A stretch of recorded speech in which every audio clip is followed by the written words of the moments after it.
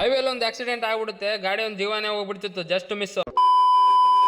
ಬೆಳಗ್ಗೆನೆ ರೆಡಿ ಆಗಿ ಗ್ಯಾರೇಜ್ ಬರ್ಬೇಕಾದ್ರೆ ಮರಮನಹಳ್ಳಿ ಸರ್ಕಲ್ ಅಲ್ಲಿ ನೋಡ್ಬಿಡ್ತೀನಿ ಗುರು, ಸಖತ್ತಾಗಿ ಚಾರ್ಜರ್ ಮತ್ತೆ ಶೂಸ್ ಪುಟ್ಟಿ ಮಾಡ್ತಾ ಇದ್ರು. ಅದು ನೋಡ್ಕೊಂಡು ಗ್ಯಾರೇಜ್ ಹತ್ರ ಬಂದ್ಬಿಡ್ತೀನಿ. ಗ್ಯಾರೇಜ್ ಹತ್ರ ಬಂದು ನೋಡ್ತೀನಿ, ಎಲ್ಲರೂ ವಾಶ್ ಮಾಡ್ತಾ ಇದ್ರು. ಅಷ್ಟರಲ್ಲೇ ಒಂದು ಇನೋವಾ ಬಂದ್ಬಿಡುತ್ತೆ. ಗಾಡಿದು ಗೇರ್ ಬಾಕ್ಸ್ ಹಚ್ಬೇಕಂತ ಗಾಡಿ ಮೇಲೆತ್ತು ಎಲ್ಲರೂ ಸೇರಿ ಗೇರ್ ಬಾಕ್ಸ್ ಅಂತೂ ಬಿಚ್ಚಿಬಿಡ್ತೀವಿ.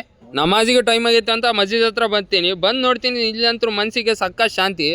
ಊಟ ಮಾಡ್ಕೊಂಡು ಗ್ಯಾರೇಜ್ ಹತ್ರ ಬಂದು ನೋಡ್ತೀನಿ, ಎಲ್ಲರೂ ಸಕಾಬ್ ಜರ್ ಚೇಂಜ್ ಮಾಡೋ ಟೆನ್ಷನ್ನಲ್ಲೇ ಇದ್ರು.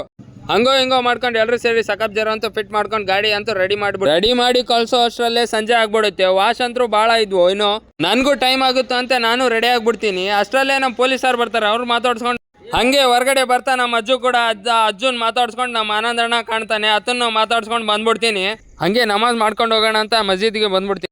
ನಮಾಜ್ ಮುಗಿಸ್ಕೊಂಡು ಹೊರಗಡೆ ಬಂದ್ಬಿಡ್ತೀನಿ. ನಮ್ಮ ಸುವೇಲಣ್ಣ ಕೂಡ ಇದ್ರು, ಡ್ರಾಪ್ ಮಾಡ್ತೀನಿ ಅಂತ ಹೇಳಿ ರೈಲ್ವೆ ಸ್ಟೇಷನ್ ಬಂದು ಡ್ರಾಪ್ ಮಾಡಿ ಹೋಗ್ಬಿಡ್ತಾರೆ. ಈ ವೆಹಿಕಲಲ್ಲಿ ತಿರ್ಗಾಡೋರು ಯಾವಾಗಲೂ ಹುಷಾರಾಗಿರ್ರಿ. ಮುಂದೆ ಬರೋನು ಹಿಂದೆ ಬರೋನು ಯಾವತ್ತೂ ಸರಿ ಇರ್ತಾನಂತ ಅನ್ಕೊಳಕ್ ಹೋಗ್ಬೇಡ್ರಿ. ಯಾವತ್ತಲ್ಲಿ ಏನಾಗುತ್ತೆ ಅವ್ರಿಗೆ